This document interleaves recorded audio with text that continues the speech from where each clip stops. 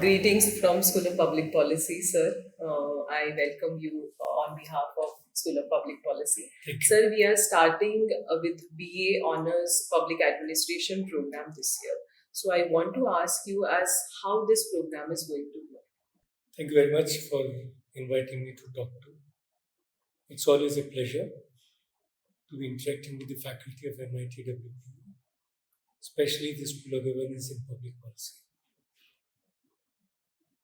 I've been involved with the design and development of a curriculum for BA Honours Public Administration.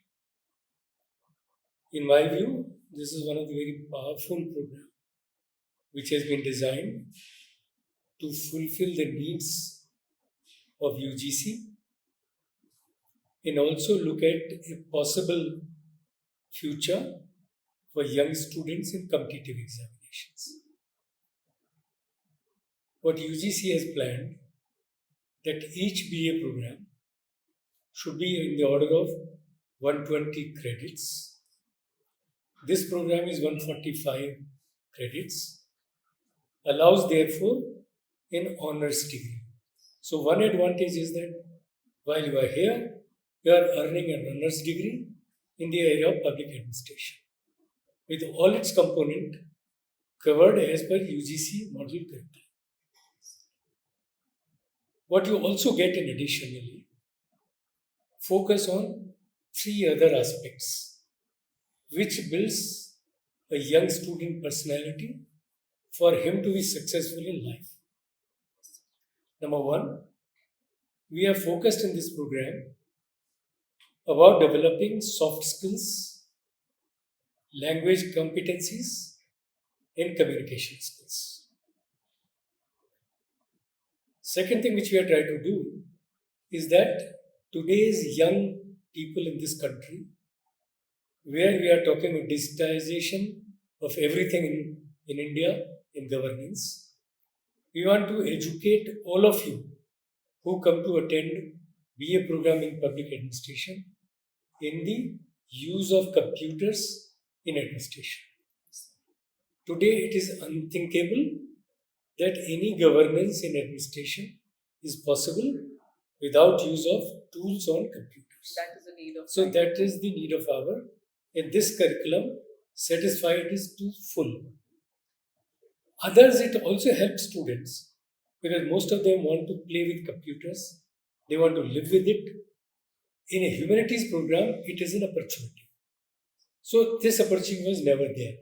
So this curriculum opens this opportunity.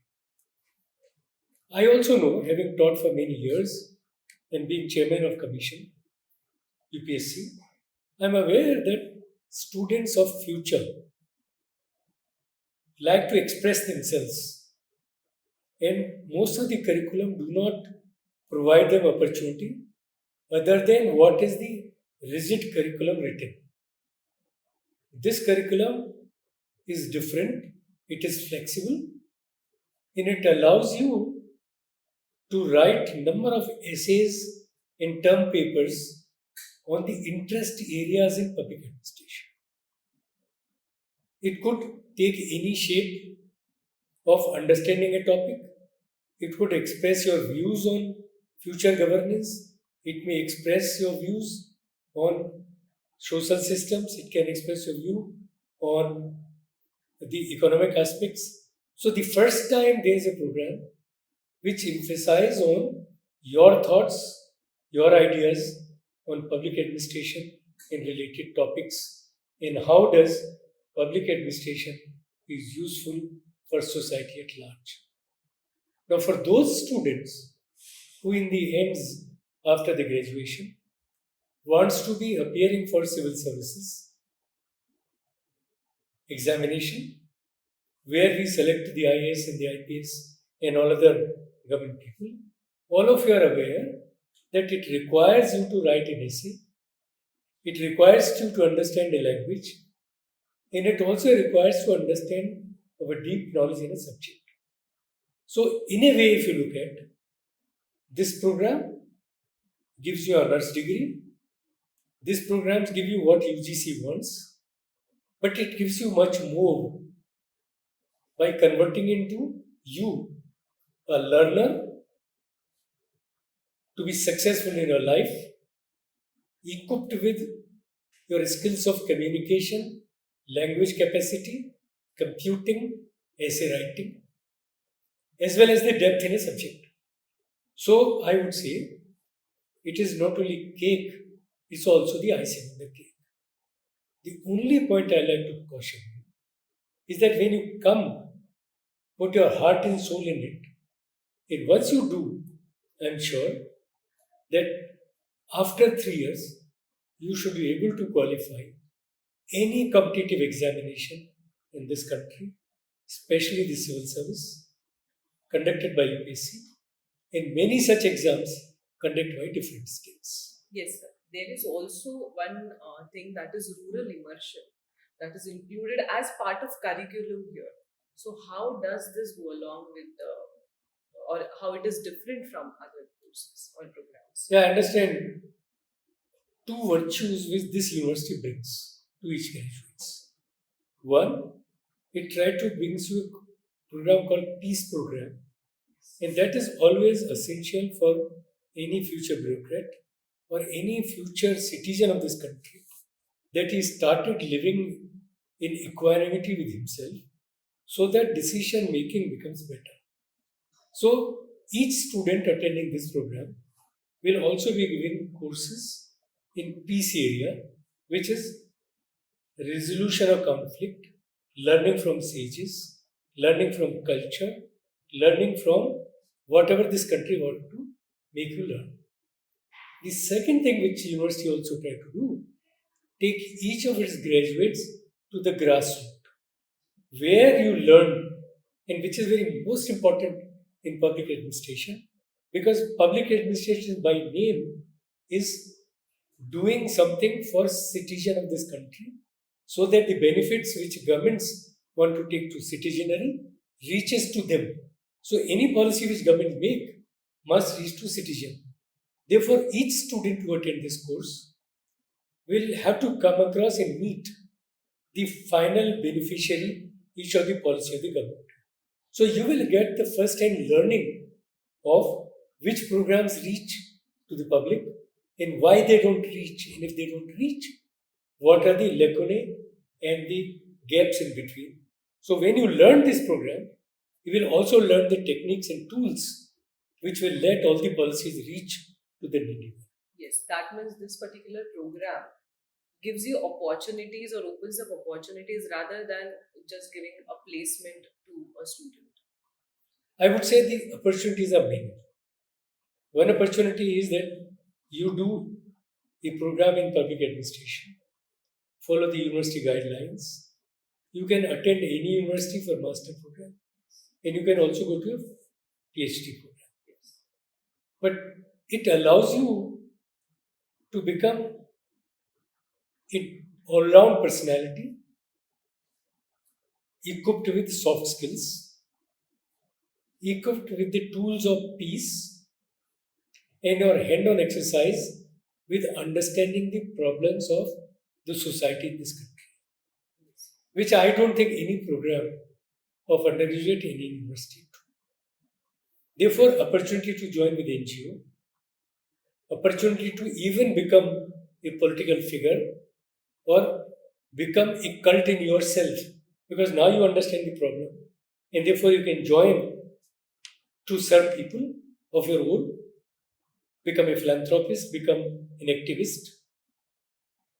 You may not look for jobs at all, but if you want jobs, there are companies who like to take you because you understand the needs and wants of people, and you know how the needs and wants of the people can be converted to a problem and solve those problems for their benefits. So you become a problem solver, you identify problems, you know the tools, so you can go to higher education, you can go to NGO, you can go to a company job, and you become a blueprint. So no other programs opens you so many doors. Sir, as new education policy says, and it highlights the interdisciplinary approach.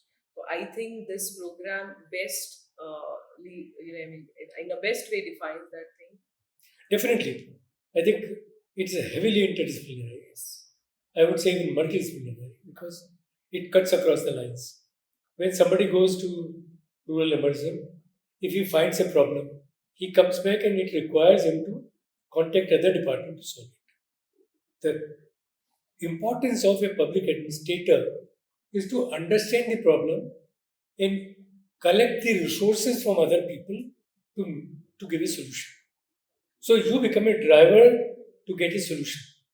So to that way, your approach is of a thinker, thinking out of the box, uniting the teams together, become an integrator in a problem solver.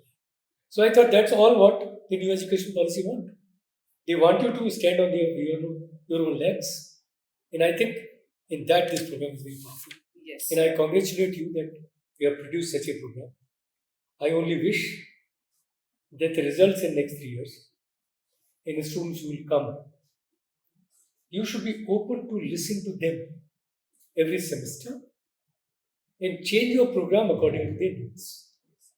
So I am putting this as a caution in advance that listen to students, satisfy them if their needs are beyond even the curriculum. And I think this university have that freedom. So you are taking truly a flexible undergraduate program of a great empowerment to become a future public administrator. Yes, sir. Thank you. Yes. You still have? Yes, sir. One more question, sir. I'm tempted to ask you this, as this program is or this video would be watched by students from 11th and 12th standard who are thinking of starting with the examination, and always they have in minds is what would be the age, maximum age to appear for the civil services examination, and there are always things that are going around that they are trying to reduce on the age limit. So I'm really tempted. We are supposed to talk about BAGA, but how this? What is your take on this? Yes, since he asked me this question, I would put it this way: the minimum age required for a student to appear civil service is 21. It requires a graduation. Without a graduation, it is not possible. Normally, a student who really is a good student, willing to put a hard work, I always prefer and I always preferred that he should be selected, if not in the first attempt, but at least in the second and the third. Though the present rule is, for general category, you have 6 attempts, the age of 32. But please understand, your energy between 21 and 32 is maximum. And you must put this energy to the maximum use. So whatever be the upper limit currently in the rule, you should try to make an effort that you qualify, if not in the first attempt, definitely in the second, in the third. In that time, you are 25 and you still have a career options open in many more areas. You can do education, you can do entrepreneurship, you can do business, you can do business administration. But when you reach at the age of 32, the roads become narrower. So those students who listen to me today, I am only telling you that if you are serious to become a bureaucrat and be a part of public administration, you should prepare well. Maybe you start preparing when you are 10th standard. And that, some of it has been done in this course, that develop your soft skill, develop interest in language, try to learn essay, try to learn newspapers, try to read magazines. This is what you do your personality build. And so if you are a student like I was, when a student of 8th standard, I learned to read newspaper. I started taking interest in many other things. So try to take interest. Don't waste your time. But I would say don't waste your energy either.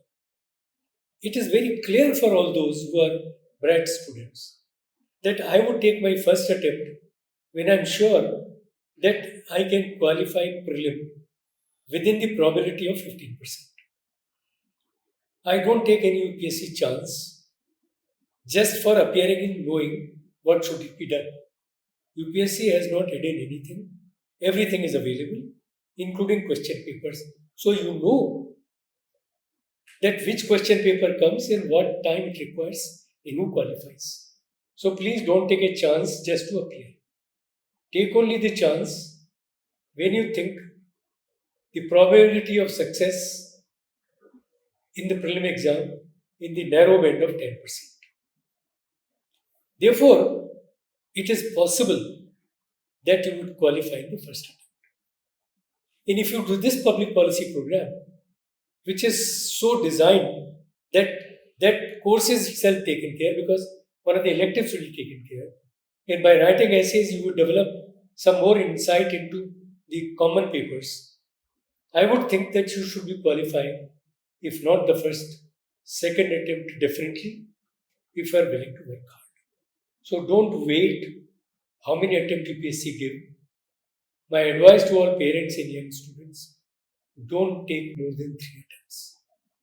Because by that time, you become 25, 26, look at options which may be even brighter than them, which are not looked, and you should. When you reach 28, 29, 30 and get selected, you don't become Secretary Government, which is the highest post. And I think nobody would like to have this. I'll conclude that no student should look at how many attempts government provides. Government looks to the best interest of you.